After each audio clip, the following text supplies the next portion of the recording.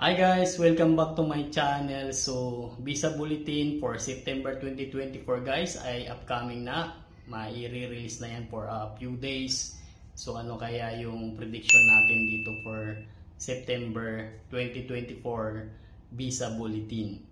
So yun na nga, bali kwentuhan lang tayo ngayon dito sa ating prediction for visa bulletin for September 2024. Still, we need to wait the official release kung ano man yung movement, kung meron bang movement forward or it will stay the same from August 2024. But syempre guys, yung September is the last month of the fiscal year 2024.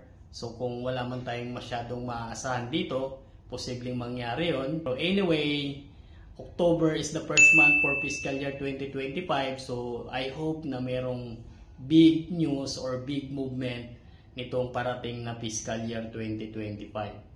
So yun lang yung aking prediction guys. So muli yun nga laging sinasabi ko, we will wait for the official release for the visa bulletin September 2024. So bali ito na nga yung upcoming visa bulletin for September 2024.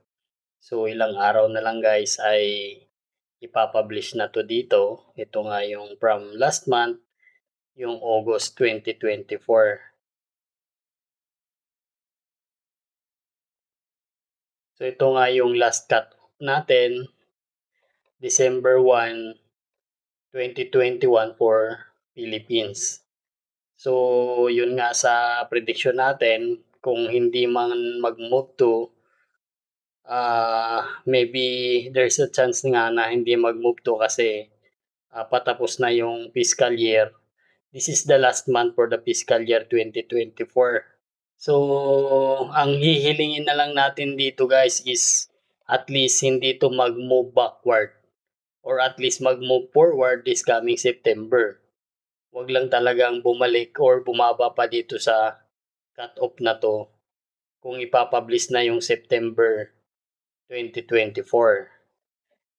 So, again guys, kung bababa man tayo dito nga sa special note nila guys, no, sa employment base sa August 2024 visa bulletin dito sa D. So, meron nga dito, so unavailable in September. So, wag lang talagang mangyari to guys kung maging unavailable kasi wala siyang specific date. Tabayanan natin na sana at least wag mo lang siyang bumaba dun sa August cut-off date or wag naman siya maging unavailable. So, hintay-hintayin pa rin natin kung ano yung official release ng September 2024 visa bulletin. So muli guys, maraming salamat sa inyong panonood. Daghang salamat sa inyong support. Huwag kalimutang mag-subscribe sa aking channel. Hit the button below. See you next time guys. Bye-bye!